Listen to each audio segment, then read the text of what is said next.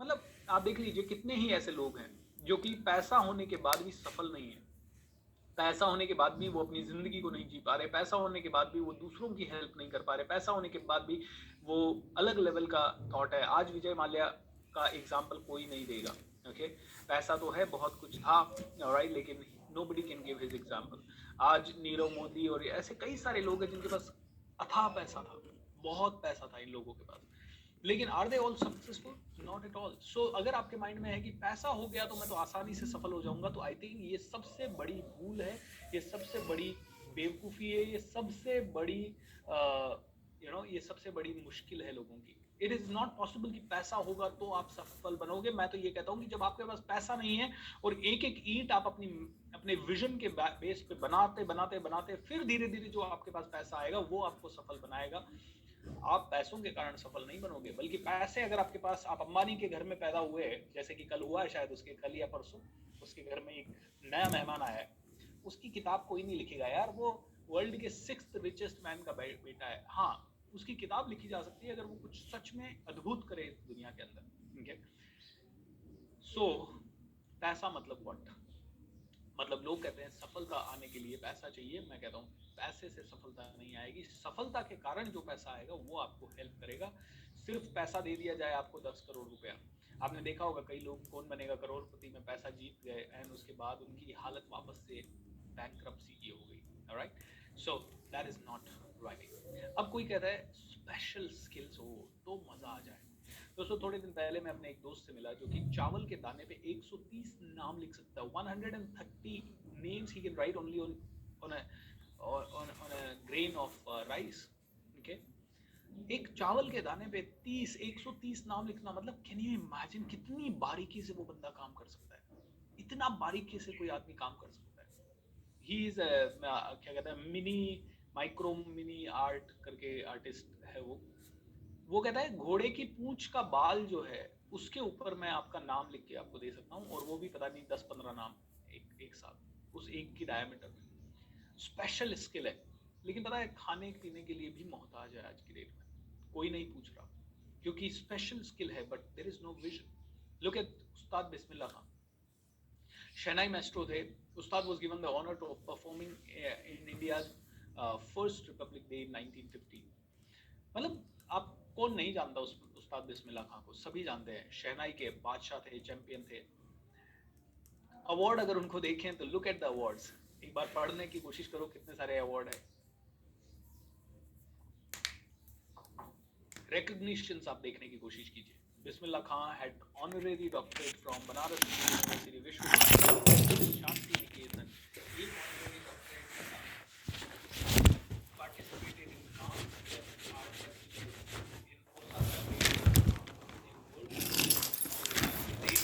Osaka in world World Music Institute in New York, was invited by the then Prime Minister of India, Pandit Jawaharlal Nehru, to play Chennai on the first Independence Day. Padma Shri, Padma Vibhushan, look at incredible achievements, है ना। आप और मैं देखेंगे कहेंगे यार क्या सफलता थी, क्या सफलता थी, मतलब ये तो मेरा भी है।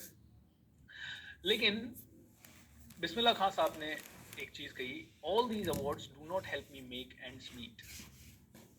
My humble plea to both Prime Minister Atal Bihari Vajpayee and the President K.R. Narayanan has gone unheard. I had personally explained to Vajpayee ji how it was becoming increasingly difficult for me to run my huge household of children and grandchildren. I did not wish to speak about all this publicly, but circumstances have compelled me to do so. It's really painful. यानी कि कहने का मतलब है ये सारे award सब कुछ तो आपने दे दिए, लेकिन मेरे पास खाने पीने के लिए कुछ नहीं है, मैं अपने घर परिवार वालों का पेट नहीं पाल पा रहा, ओके। और जब बिस्मिल्लाह खान साहब इस दुनिया से गए, he was like this, living like this. Now पूरी दुनिया कह रही है उस्ताद क्या सक्सेस है, क्या सक्सेस है, क्या सम्मान मिला है, कितनी बड़ी आपकी लाइफ है, लेकिन उस्ताद को हर रोज घर पे खाने पीने के लिए मोहताज होना पड़ रहा था, या छोटी छोटी चीज़ों में कॉम्प्रोमाइज़ करना पड़ रहा था, या he was not able to do और help his children the way he wanted to help. तो do you really think Ustad was success? क्या उस्ताद को ऐसा लगता था कि वो सक्सेस थे? देखिए कई बार मैं आपको बताता हूँ, 2017 में जब मेरे पास बहुत सारे डेट्स और लोन्स और चैलेंजेस बहुत बढ़ गए थे, मैं स्टेज पे खड़ा होके लोगों को बता तो रहा था, बहुत खुशी खुशी बता रहा था, अरे यू कैन डू एवरीथिंग, ये वो सब कुछ पॉसिबल है, लेकिन अंदर से आई वॉज डाइंग कि यार मेरी लाइफ में इतने सारे चैलेंजेस हैं और मैं लोगों को फॉल्स कमिट कर रहा हूँ स्टेज पे खड़ा होके कि यार everything will be okay, don't worry, सब अच्छा होगा। उस समय फेथ नहीं आ रहा था, उस समय चैलेंजेस आ रहे थे, उस समय लग रहा था टेंशन बहुत ज्यादा थी, बैंक वालों के फोन आ रहे थे, दोस्तों के फोन आ रहे थे, जिन जिन से पैसा ले रखा था वो सभी लोग कंप्लेन कर रहे थे, कई सारे कस्टमर नेगेटिव हो रहे थे, टीम नेगेटिव हो रही थी, कई टीम मेंबर्स ने छोड़ा उस समय में, मतलब बहुत सारे नेगेटिव रीजन, घर में झगड़े हुए, मेरी वाइफ के झगड़े हुए, कई सारे चैलेंजेस एक के बाद एक, एक के बाद एक, एक के बाद एक। एंड उस समय ये लग रहा था, oh shit, I am talking big but is it happening, is it going to happen. लेकिन हाँ, हर सुबह उठता था, फिर से उम्मीद जागती थी कुछ अच्छा होगा, कुछ अच्छा होगा, एंड थैंक गॉड कि सब कुछ अच्छा हो चुका है and everything is getting much much much better than before. लेकिन I can relate to this situation. ये सिचुएशन ऐसी सिचुएशन है जहां आदमी कहता है काय का सक्सेस, इनफैक्ट मोटिवेशन खुद का ही मरता जाता है। So this is not the success. Okay, so कई लोग कहते हैं मेरे पास कॉन्टैक्ट्स हैं तो मैं सफल हूं, कई लोगों के पास भर भर के कॉन्टैक्ट है, पूरी दुनिया के कॉन्टैक्ट है, पूरा गांव उनको जानता है, are they all successful? No. लोग कहते हैं सफल होने के लिए टेक्नोलॉजी चाहिए, इनोवेशन चाहिए। ओके, बीच बीच में आप हल्का फुल्का चैट लिख दे सकते हैं, लेकिन ओनली टू ऐड वैल्यू दोस्तों, है ना, don't don't disturb people by writing unnecessary things on the chat. Alright, so technology and innovation, लोगों ने कहा कि बहुत सारी टेक्नोलॉजी होगी, बहुत इनोवेशन होगा तो हम लोग सफल हो पाएंगे।